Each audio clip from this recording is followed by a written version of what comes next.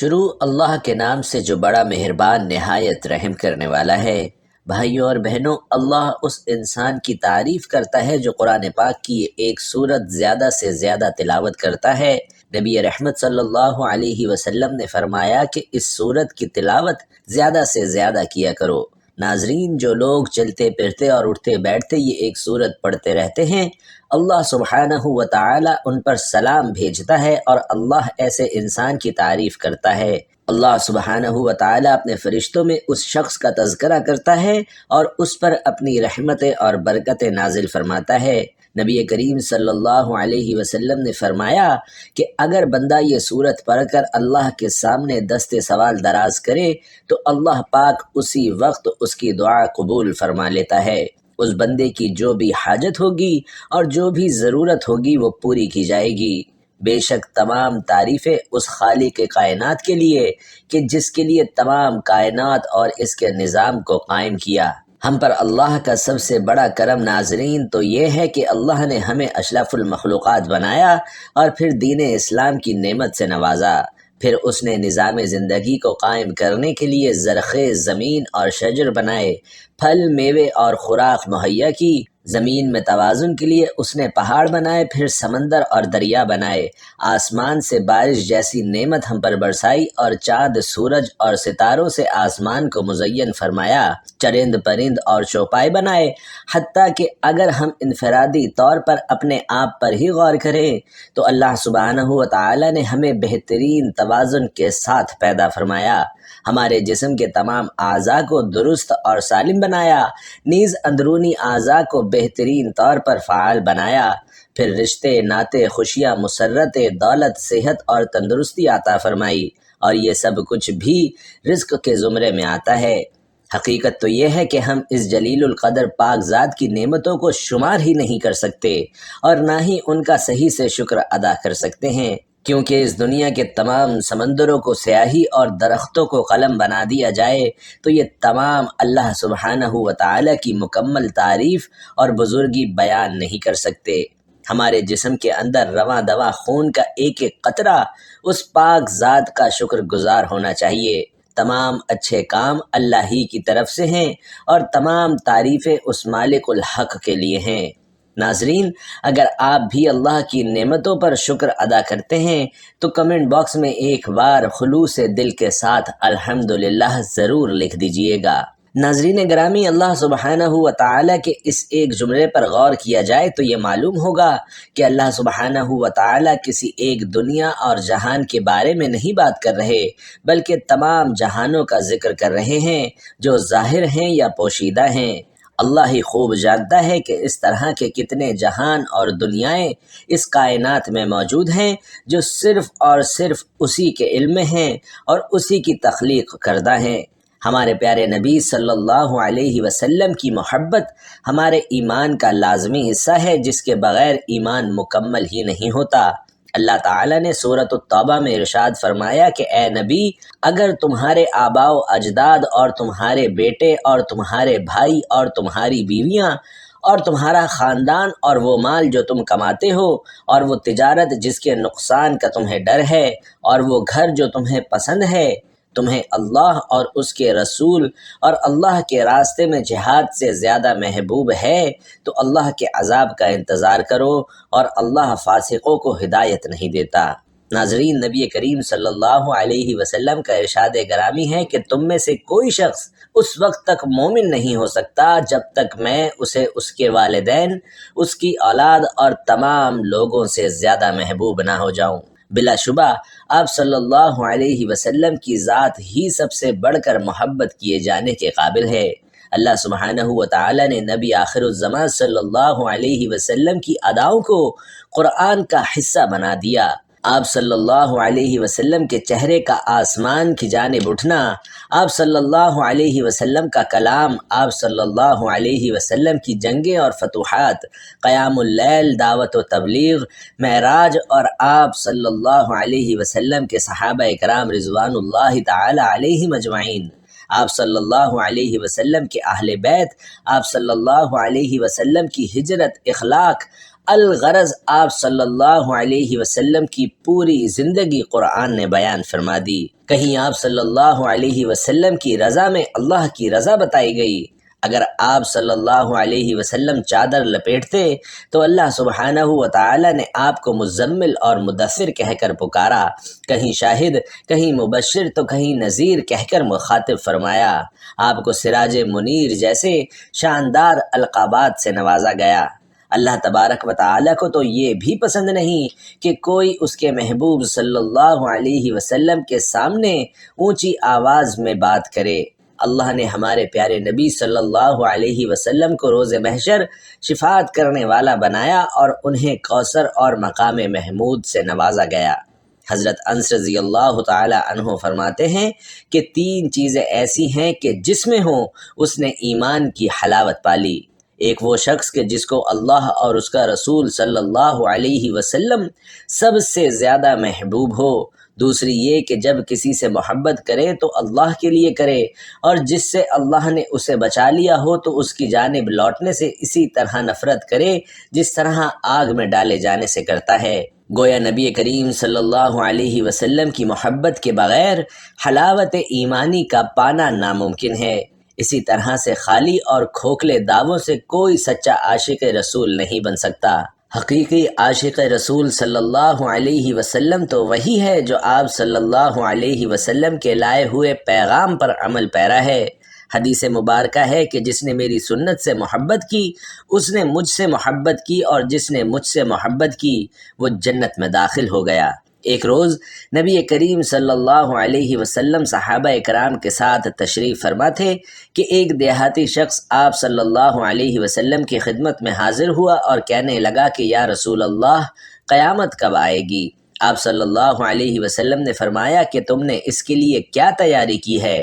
اس نے عرض کیا کہ میں نے اس کے لیے زیادہ نمازیں، روزے اور صدقات کا سامان تو نہیں کیا، مگر میں اللہ اور اس کے رسول صلی اللہ علیہ وسلم سے محبت کرتا ہوں۔ اس پر نبی کریم صلی اللہ علیہ وسلم نے فرمایا کہ قیامت کے دن ہر آدمی اسی کے ساتھ ہوگا جس سے وہ محبت رکھتا ہے۔ سبحان اللہ۔ ناظرین، حضرت انس رضی اللہ تعالی عنہ نے فرمایا کہ میں نے اسلام لانے کے بعد مسلمانوں کو کسی بات پر اتنا خوش ہوتے نہیں دیکھا جتنا وہ اس بات پر خوش ہوتے تھے۔ اور یہ کتنی عظیم جماعت تھی کہ صحابہ کرام رضوان اللہ تعالی علیہم اجمعین کے نزدیک تو اللہ کے رسول صلی اللہ علیہ وسلم سے محبت کرنا اور ان کے لیے اپنی جانیں نچھاور کرنا ہی ان کی زندگی کا اصل مقصد تھا۔ حضرت عبداللہ ابن مسعود رضی اللہ تعالی عنہ سے مروی ہے کہ رحمت عالم صلی اللہ علیہ وسلم نے فرمایا کہ قیامت کے دن مجھ سے سب سے زیادہ وہ لوگ قریب ہوں گے جو کثرت سے یہ سورت پڑھنے والے ہوں گے۔ اللہ سبحانہ و تعالی اس سورت کو پڑھنے والوں کو بہت زیادہ انعامات سے نوازتے ہیں۔ اللہ سبحانہ و تعالی خوش ہو کر اور بڑھا چڑھا کر ان پہ رحمت نازل فرماتے ہیں۔ جو شخص زمین پر یہ سورت پڑھتا ہے، فرشتے آسمان پر جا کر اس کا تذکرہ کرتے ہیں۔ نبی کریم صلی اللہ علیہ وسلم نے فرمایا کہ جو شخص یہ سورتیں پڑھے گا اللہ اس پر 100 مرتبہ رحمت نازل فرمائے گا۔ حضرت ابو الحسن شاذ رحمۃ اللہ علیہ ایک دن جنگل میں تھے کہ ایک درندہ ان کے سامنے آ گیا اور ان کو اپنی جان کی فکر پڑ گئی، تو اس وقت انہوں نے نبی کریم صلی اللہ علیہ وسلم کی ذات اقدس پر درود پڑھا تو اس کی برکت سے انہیں اس پریشانی سے نجات مل گئی۔ تو ناظرین کرام، آج کے اس وظیفے میں آپ نے قرآن پاک کی ایک سورت اور ایک تسبیح درود پاک کی پڑھنی ہے، اور یقین کیجئے کہ اس وظیفے کی اتنی فضیلت ہے کہ اگر آپ جان لیں تو آپ کبھی بھی اس تسبیح کو پڑھنا نہ چھوڑیں، کیونکہ درود پاک پڑھنے والا ہر طرح کے فتنوں، مصیبتوں اور پریشانیوں سے آزاد ہو جاتا ہے۔ اللہ اسے بے نیاز کر دیتا ہے اور اس کی تمام پریشانیاں اپنے ذمے لے لیتا ہے۔ ارشاد نبوی صلی اللہ علیہ وسلم ہے کہ جب تم مؤذن کو سنو تو تم بھی اسی طرح سے کہو جیسے وہ کہے، پھر مجھ پر درود بھیجو، کیونکہ جو شخص مجھ پر 1 مرتبہ درود بھیجتا ہے تو اللہ سبحانہ و تعالی اس پر 10 مرتبہ رحمت نازل فرماتا ہے، اس کی تعریف بیان فرماتا ہے۔ اور نبی کریم صلی اللہ علیہ وسلم نے فرمایا کہ بدبخت ہے وہ انسان جس کے سامنے میرا ذکر ہو اور وہ مجھ پر درود نہ بھیجے۔ تو بھائیوں اور بہنوں، آج کا ہمارا یہ وظیفہ درود پاک اور قرآن پاک کی ایک سورت کا عمل ہے۔ درود پاک کی فضیلت اور اس کی اہمیت کے بارے میں فرمایا گیا کہ درود پاک دراصل ہمارے لیے ایک مکمل معلم یعنی استاد بھی ہے، ایک ڈاکٹر بھی ہے، ایک حکیم بھی ہے اور ایک راستہ نجات بھی ہے۔ اس دنیا میں رہتے ہوئے اور زندگی گزارتے ہوئے درود پاک ہمارے لیے سب کچھ ہے۔ قرآن کریم کی ایک مدنی سورت الاحزاب میں آیت نمبر 56 میں اللہ کا فرمان ہے کہ بے شک اللہ اور اس کے فرشتے نبی کریم صلی اللہ علیہ وسلم پر درود پاک بھیجتے ہیں۔ اس لیے اے ایمان والو، تم بھی آپ صلی اللہ علیہ وسلم پر درود اور خوب سلام بھیجا کرو۔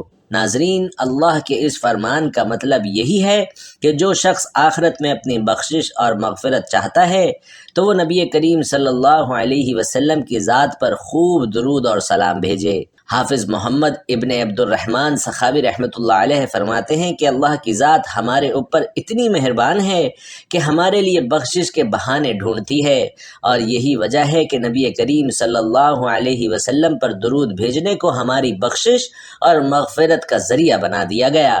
حضرت انس بن مالک رضی اللہ تعالی عنہ فرماتے ہیں کہ نبی کریم صلی اللہ علیہ وسلم نے فرمایا کہ جب اللہ تبارک و تعالی کے لیے محبت رکھنے والے دو بندے آپس میں ملتے ہیں اور مجھ پر درود بھیجتے ہیں تو ان کے آپس میں الگ ہونے سے پہلے ان کی بخشش کر دی جاتی ہے اور ان کے تمام گناہوں کو معاف کر دیا جاتا ہے۔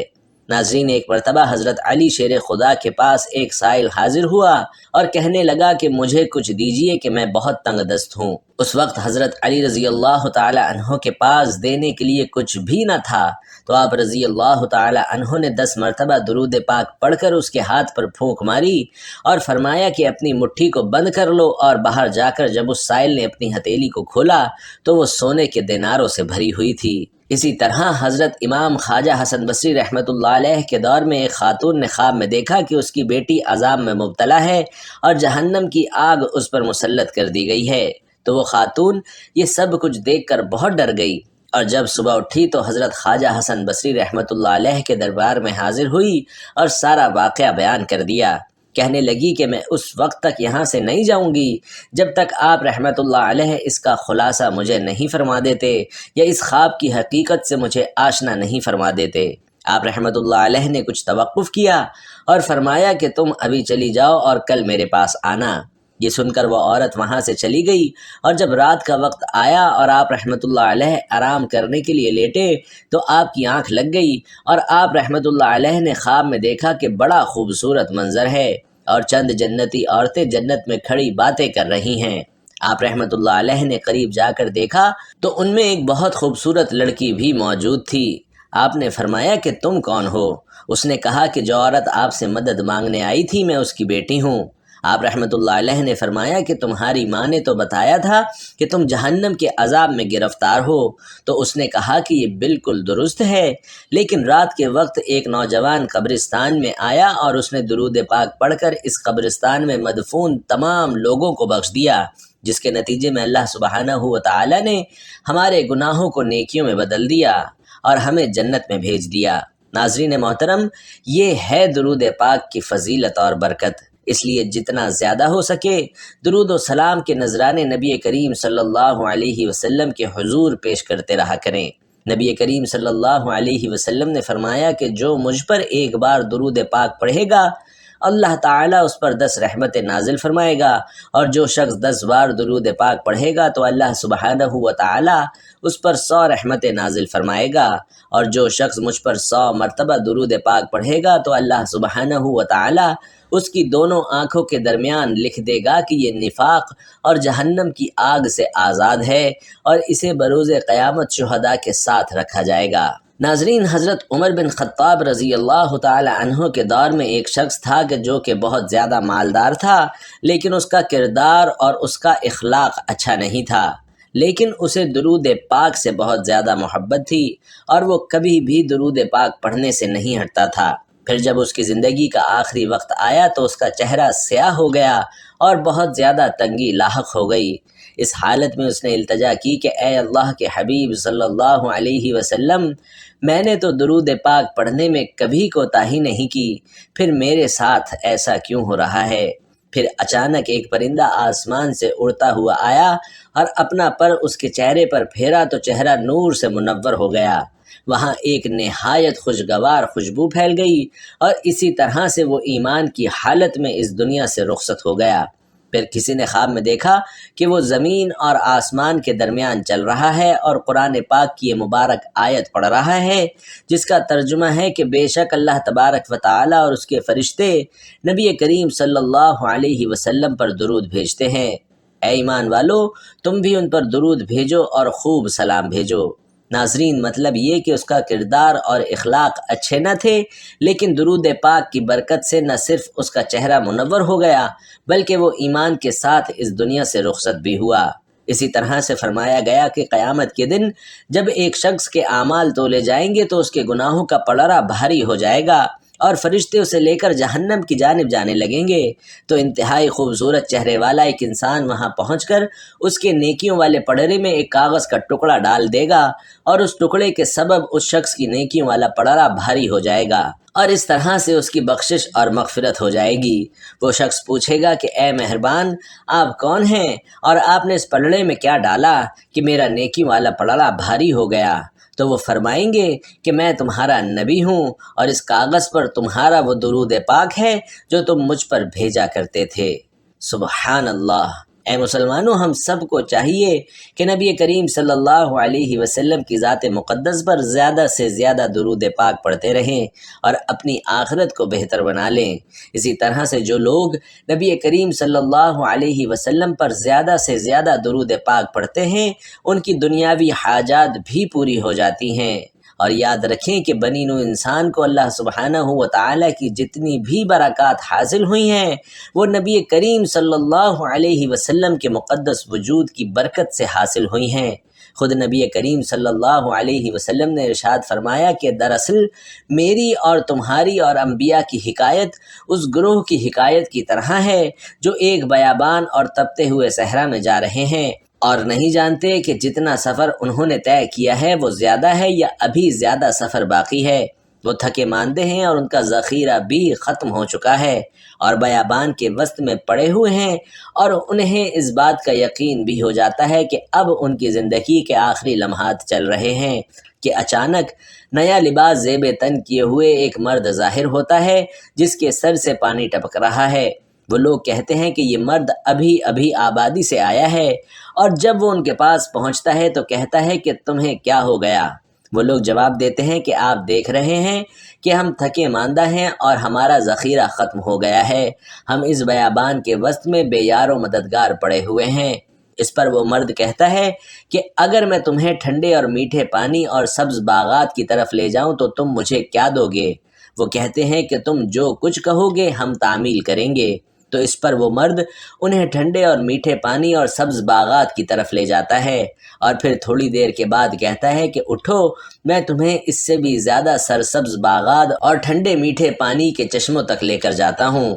لیکن ان میں سے زیادہ تر لوگ یہ کہتے ہیں کہ ہم اتنی ہی مقدار پر راضی ہیں۔ لیکن ان میں سے ایک گروہ کہتا ہے کہ کیا تم نے اس مرد کے ساتھ عہد و پیمان نہیں باندھا کہ ہم آپ کی نافرمانی نہیں کریں گے؟ اس مرد نے تم سے سچ بولا تھا اور اب بھی پہلی بار کی طرح اس کی بات سچی ہے۔ اور پھر یہ گروہ اس کے ساتھ چل پڑتا ہے اور پھر وہ انہیں مزید زیادہ سرسبز باغات اور میٹھے پانی کے چشموں تک پہنچا دیتا ہے، لیکن باقی بچ جانے والے لوگوں پر دشمن شب خون مارتا ہے اور صبح تک ان کی لاشیں ہی باقی بچتی ہیں۔ اور محترم ناظرین، یہ درود پاک ہے۔ درود پاک کا دامن ہر وقت ہر لمحے مضبوطی کے ساتھ پکڑ کر رکھیں، کیونکہ درود پاک پڑھنا ایک عظیم ترین سعادت ہے۔ اور جان لیجئے کہ قرآن پاک کی وہ سورت جو اللہ سبحانہ و تعالیٰ کو بے حد پسند ہے اور بے حد محبوب ہے کہ جس کو پڑھنے والا بندہ فرشتوں میں معزز ہو جاتا ہے، ناظرین، وہ سورت الاخلاص ہے۔ چلتے پھرتے سورت الاخلاص کو پڑھنے کا اپنا معمول بنا لیجئے اور ساتھ ہی ساتھ درود پاک کی تسبیحات پڑھتے رہا کریں، اور پھر دیکھیں کہ آپ کی ہر دعا اللہ رب العالمین کی عظیم بارگاہ میں کس طرح سے شرف قبولیت حاصل کرتی ہے۔ ناظرین، یہ بڑے ہی نصیب کے فیصلے ہیں اور یہ بڑے ہی کرم کی بات ہے کہ آپ قرآن پاک کی اس بابرکت صورت کو اور درود پاک کو اپنی زندگی میں شامل کر لیں۔ اللہ تبارک و تعالی سے دعا ہے کہ نیکی کی بات کو سننے سمجھنے اور اس پر عمل کرنے کی سعادت ہم سب کو نصیب فرمائے۔